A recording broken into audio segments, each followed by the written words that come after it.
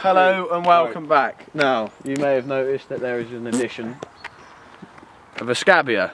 We didn't want Archie feeling left out, so we're doing 5 things we love, love's a strong word, isn't it really? Yeah. 5 things we like and 5 things we hate about these mid to late 2000s hot hatchbacks. Well, and you'd call the VRS a hot hatch. No, that's not me trying to cause any offence. I'm just saying, does it come into this category? Hey, she was the first of the diesel hot hatches, mate. Start of an era. What, 130 brake, mate? That's not hot at all. Right, let's get the lists up, shall we? Is this just going to be like a slagging off fucking PD? He's gonna get. Slag off the Renault. There'll be loads of hate, mate. Watch that Fabia gang. They're hot. Yeah, all the Fabia gang They're are strong, coming in mate. and fucking start beating us up. Help a brother out, man. Right, walk with me. First thing that I like about this Renault-y French baguette Are we doing this on it? is standby. Oh. Not hit his car. Right, first thing is the performance and noise. Now, what you've got to remember is none of these cars are standard, so a lot of them are quite unique to the cars we've got. So obviously, with the forged dump valve, the induction kit, all of that sort of thing, it goes well. 275 brake, makes loads of turbo noise, and doesn't make all that much exhaust noise, which personally I like. They're chavs, so they prefer the loud exhaust. Second thing, it's very much point and shoot. Wherever you put the nose of that car, it is going. Roundabouts, back roads, all that sort of thing. Obviously I haven't tested it on track yet, but it just handles really well. Again, that's probably down to the poly bushes, the springs, all of that sort of thing. Third thing, inside, again, it's not standard. Got the R26 Recaros. It's comfy and I like the interior. It's a nice place to be. There's storage everywhere, in the floors, in the doors, massive centre console, banging. There is pockets everywhere. The headlights are insane. So that's the fourth one, the headlights. This is a running thing, you'll soon see this. Coming from 90s cars, my 36 is like a candle, the lights are like candles in jam jars. Like these, you just blind everyone.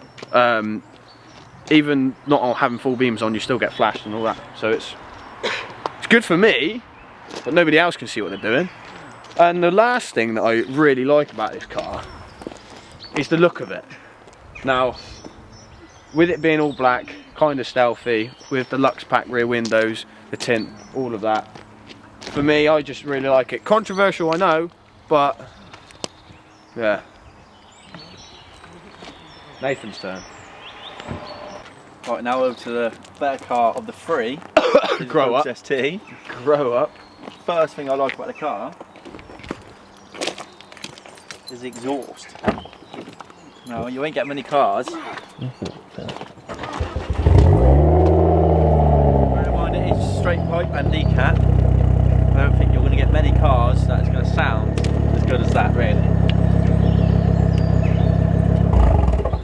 Right, so the second thing that I like about this car is full leather. Now, they are Recaro seats, and it's just a nice place to be inside. Being all black, headliner's black, it's just a nice comfy place to be inside. There is a lot of room in the whole car, so it's quite spacious, so there's a lot of room for many activities that you, your friend or your missus likes to get up to, but it's one of them. Third thing is the price of the car. It cost me about just under 2.5 grand, and I don't think you're going to get much more of a car for that sort of price. Mate. Tim's trying to be funny. Trying to be? Third thing is the headlights. Same thing as Tim. Coming from Sierras, Escorts and Focus, Fiestas. These have got, being an ST3, I'm not sure about the other ones, but they've got xenon headlights, so they're quite bright. And even on low beam, I'm getting flashed at. Number 5 is the brakes. Granted, they are stock brakes, but if you need to stop, fuck you. If you need to stop in a hurry, they are stopping you. This is my Fabia VRS. The least powerful, but it is also the most reliable. It's the day one car. This car has been there for all of our little memories and our little trips, and like it's been here. Never let me down. I'm not. That's gonna bite me in the ass now. Never let me What about down. all that oil that's been burning in? That's just lubricating the air through the turbo, Right. so I get better flow. So better. it makes more power. Yeah. Trust me, mate. The MPG on it, because I've got the long ratio gearbox out of the earlier ones, I get. Shut up! You were literally crying the other day. You were both crying about your fucking MPGs and everything. I get 60 plus to the gallon down the motorway. So the sound of it is a bit Marmite. People love it or hate it. I like it. Little panty dropper. The old dirty 130, mate. Panty dropper. Kind of like the looks. When I bought the car, I suddenly needed a car, and I never really considered them, but I could insure them quite cheaply, and I've just kind of grown to quite like the looks, really. Granted, it's not the best looking car in the world, but you can make them look alright. It's not standard, although it does look standard. It's chav spec basically. It's straight through, EGR, delete, lowered on the cheapest coilovers you can get. Chop the bump stops down as well because it didn't make any difference, but I wanted it lower. It's got Octavia, Mark 1 Octavia VRS seats in. It's polybush front end, a long ratio gearbox. White line rear anti-roll bar as well, and just some other little bits and bobs to it. The things I don't like are the wheels. Everyone in the Fabia scene kind of they like the 17-inch off the Octavia, but I just think they look like ass. And I've got these on at the moment because these had decent tyres on, and my other wheels didn't have decent tyres, so I needed to change them. Winter spec, mate. Winter spec, mate. Winter spec. Also, don't like is the space inside. It's granted I sit quite far back, but Get a close up on that seating position, mate. Get a close. That's outrageous. It's comfortable, mate. She's a motorway cruiser, alright? I sit like I'm in bed. It's comfortable. I'm not ragging it around a track. I don't need to be. Don't need to be all straight and that. The spec of it, it's pretty POV spec. It hasn't really got any of the optional extras. I don't like how low the engine is. I know, granted, it is lowered, a bit, but yeah, the gearbox and the sump and everything sits much lower than any other cars normally do. Another thing I really don't like is the sound system. Sound system is appalling. I've gone through so many speakers and just stereo bits that I just can't. Sound system is really poor. Right, so number one, about 5 things I don't like about this is the fuel usage. I did prepare myself. I know it was going to be bad, but I put £83 in, which cost fill a whole tank of E5, and that'll probably get me 280 miles with a bit of fun. I know it was going to be bad, I just didn't realise it was going to be this bad, and whoever told me it cost £60 to fill it up is generally just lying. So just quite depressing. The next thing is, although I did say on the 5 good things that it was nice interior and it was comfy, but the seats, yes, they're fine for short journeys, an hour, but I found anything over an hour and a half is that your lower back starts to go and it's just not comfortable at all. And the third thing is exterior. It looks too much like a standard Focus, really. There's not much going on. Although you've got an SD badge there and SD wheels, it just looks like a bog standard Focus, and it's just missing that aggressive look on the road, like the RS. The fourth thing is the fact that it's boaty. It's front heavy. If you're coming into a corner It's like the front just it just feels heavy. It's boaty.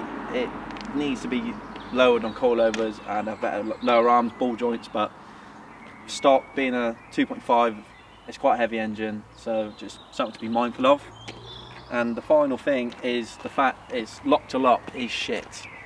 If you try and do a 3-point turn, you're making it into a 10-point turn because it is not that great at all. But they're my five things I do not like about my car. Back to the car that everybody gives a shit about and the best one of the bunch, frankly. 5 things I hate. First thing, it's so bad on fuel. I had a Peugeot 107 as my last daily. You put 50 quid in it, you do 400 miles, lovely. 65 quid a V5 does about 300 miles going carefully, averaging anywhere from 28 to 30 mpg. If I'm really giving it a bit of stick, 24, somewhere around there. So it's just awful. Inside, it is really small. Whether it's just these seats or not, I don't know, but obviously I've got a little one where he sits. The passenger has to have the seat all the way forwards because you just don't have that much room. Even if I sit in the back, my seating position is quite cramped. So for a long distance drive, for whoever's got to sit in the back, I can imagine it's not going to be very comfortable for them. Third thing, the electronics. They're awful, right? There's a screen in the dash. I'll overlay a video. In the mornings, when it's been sat for a while, it goes dim, so there's clearly an earth fault there. The keyless entry thing works whenever it chooses to work, never when I want it to work. The fourth thing, obviously with the exhaust how it is, it vibrates really badly. The exhaust is sat on the boot, so when it starts up in the morning, it just, everything vibrates inside the car. The plastics make a horrible noise with the engine mounts and all of that. So it's just, it gets annoying on idle when you're sat there. The fifth thing, the fifth thing, you come and have a look at these A-pillars. It's mainly interior quality, I'd say. It's a nice place to be, don't get me wrong, but the A-pillars are sagging on both sides. When you have like the radio on, the speakers vibrate and make horrible noises, and again, plastics vibrate, and it's all just a bit cheap. But having said that, it's still a nice place to be. It's kind of like almost like a backhanded compliment, but yeah, I like it. It was really hard. It is frankly nitpicking at things to do with these cars, just to find things that we dislike with them, isn't it really? But that's that one. And let us know in the comments which one you have out of these 3.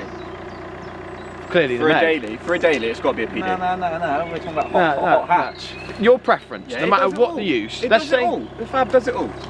so does the Met. Yeah, we'll put it in the comments. Put it in the comments. Let's face it, we're never going to settle this argument between any of us. So you tell us in the comments, out of the 3, which you'd rather have.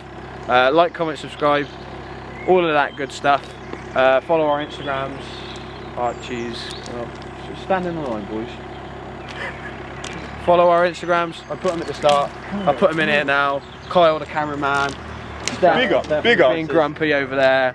Give us all a follow, and we'll see you in the next one. Big up your nan. Big up your nan. Big up the chips. Big up 2024. Big up 2024. Don't big up with my gun. Whoa!